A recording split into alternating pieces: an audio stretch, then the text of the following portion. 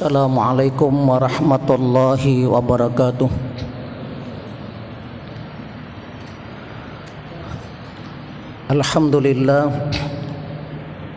Alhamdulillahillazi anzalal Qur'an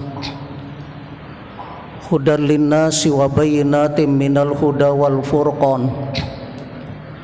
Asyhadu an la ilaha illallah wahdahu la syarikalah wa asyhadu anna Muhammadan abduhu wa rasuluh. Allahumma salli wa sallim wa barik ala nabiyina Muhammad wa ala alihi wa sahbihi ajmain. Amma ba'd. Faqad qala Allah ta'ala fil Qur'anil Karim. A'udzu billahi minasyaitonir rajim. Syahrul Ramadan allazi unzila fi'il Qur'an hudan linnasi wa bayyinatin minal huda wal furqan. Wa qala Nabi sallallahu alaihi wasallam khairukum man ta'allamal Qur'an wa 'allamah. Sadaqallahul azim wa sadaqa rasuluhun nabil karim wa nahnu ala zalika minasyahidin wasyakirin. Amma ba'd. Bapak Ibu jamaah salat Isya dan salat tarawih rahimakumullah. Puji dan syukur alhamdulillah kita panjatkan kehadirat Allah Subhanahu wa taala di malam yang ke-17 bulan Ramadan 1444 Hijriah.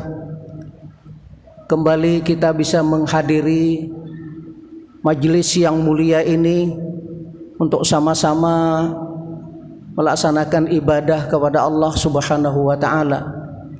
Harapannya semoga segala amal kebajikan yang kita lakukan diterima di hadapan Allah Subhanahu wa taala. Salawat serta salam semoga tercurah kepada junjungan kita Nabi besar Muhammad sallallahu alaihi wasallam, kepada keluarga, sahabat dan pengikut beliau ila yaumil qiyamah. Jamaah rahimakumullah, tidak terasa bulan Ramadan sudah lebih di pertengahan kita. Rasanya banyak ibadah yang mungkin kita tidak maksimal melakukannya. Seharusnya memang bulan Ramadan ini berupaya kita meningkatkan kualitas ibadah, baik itu ibadah fardu seperti salat 5 waktu, alhamdulillah kita lakukan selalu secara berjamaah. Mudah-mudahan ini selalu istiqomah kita lakukan, karena bagi mereka yang melaksanakan sholat Isya berjamaah maka pahalanya bagaikan ibadah setengah malam, nisful lail. Ketika melaksanakan sholat subuh dengan berjamaah maka bagaikan ibadah satu malam penuh, dan itu tidak mampu kita lakukan. Inilah yang termudah bagi kita, yang selalu dilipat gandakan oleh Allah Subhanahu wa taala amal kebajikan.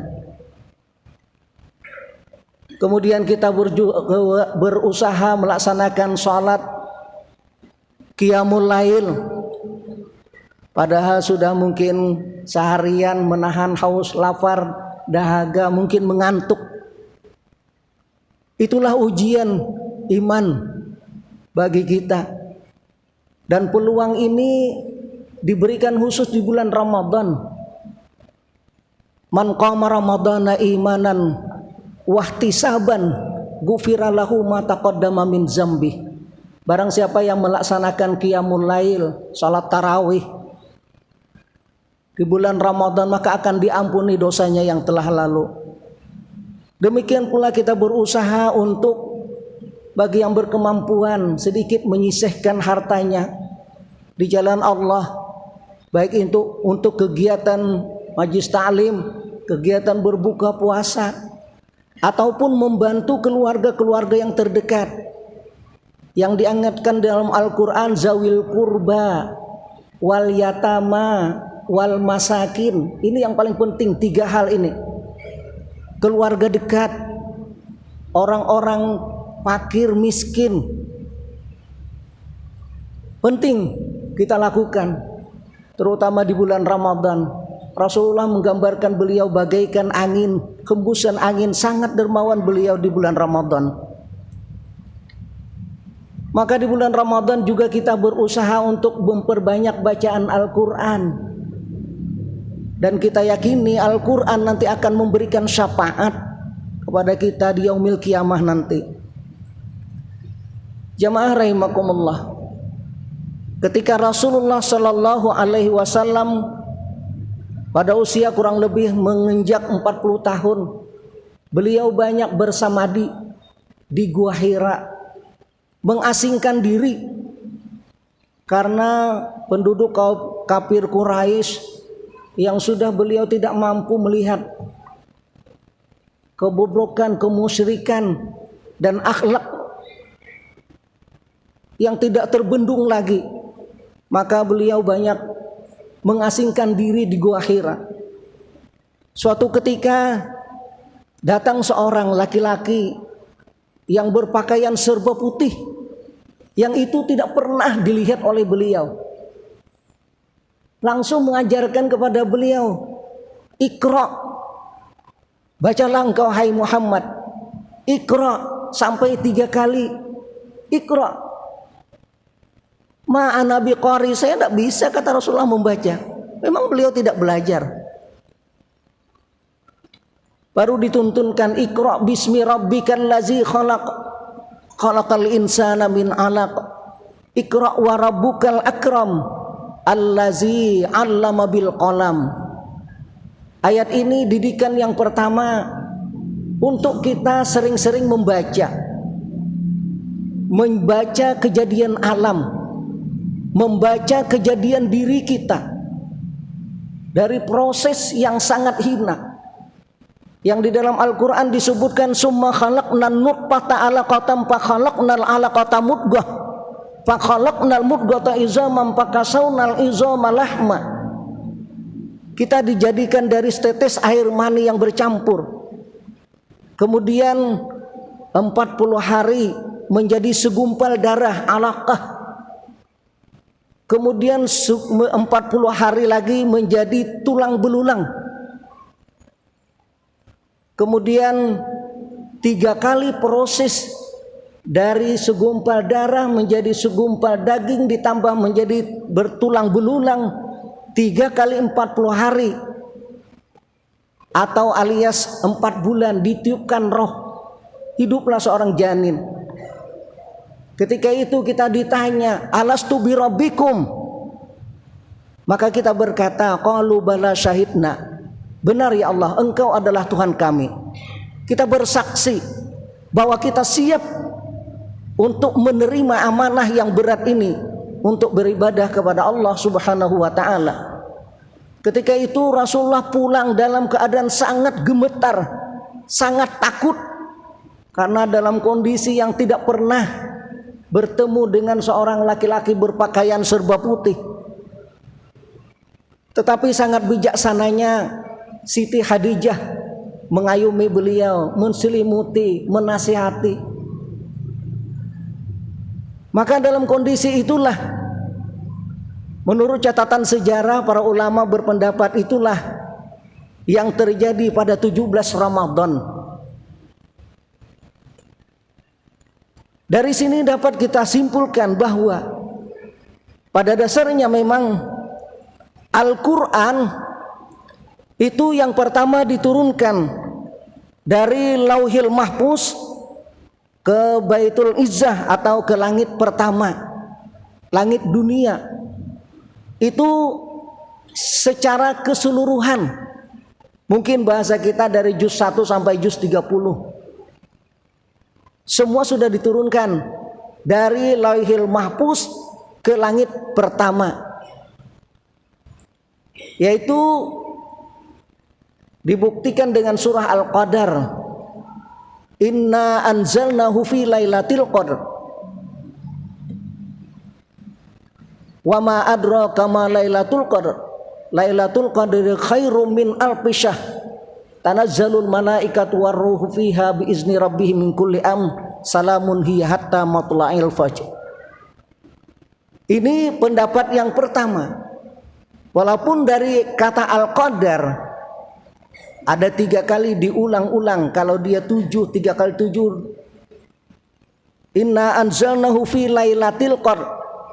Mulai kata-kata lail dengan al-qadar ada 9 huruf, 3 kali 9 27. Itu pendapat para ulama mengatakan bahwa Lailatul Qadar itu umumnya turunnya di malam ke-27.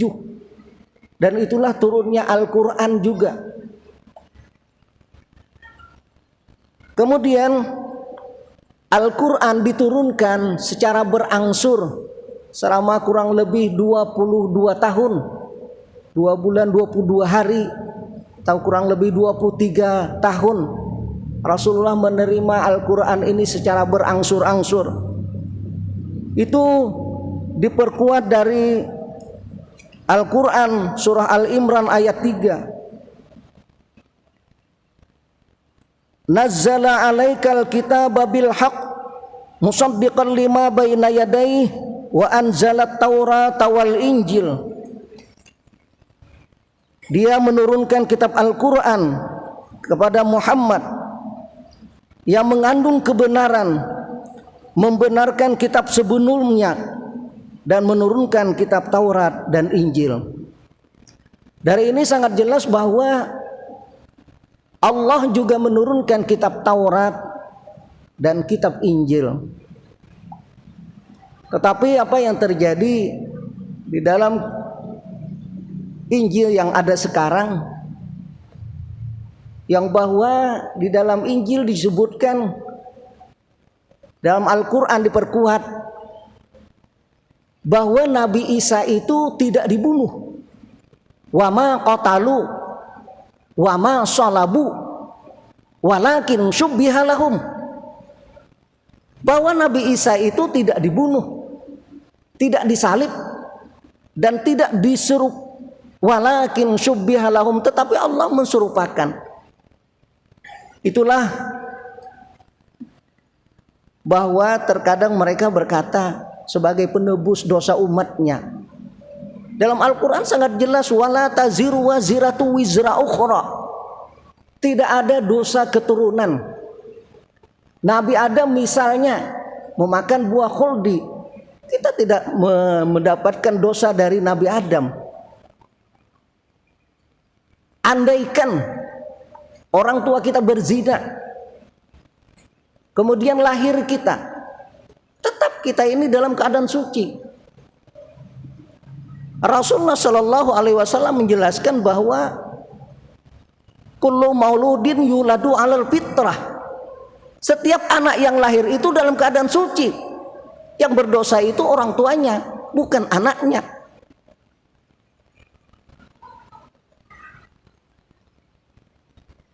Jamaah rahimakumullah.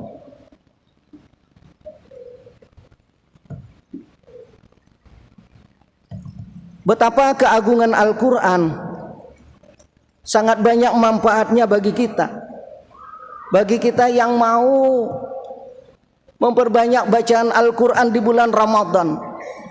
Yang pertama tadi Rasulullah Shallallahu Alaihi Wasallam menjelaskan bahwa orang yang paling baik, orang yang paling mulia di hadapan Allah, yaitu khairukum man ta'allamal Qur'an wa 'allamah, yaitu bagi mereka yang mau rajin belajar Al-Quran dan rajin mengajarkan.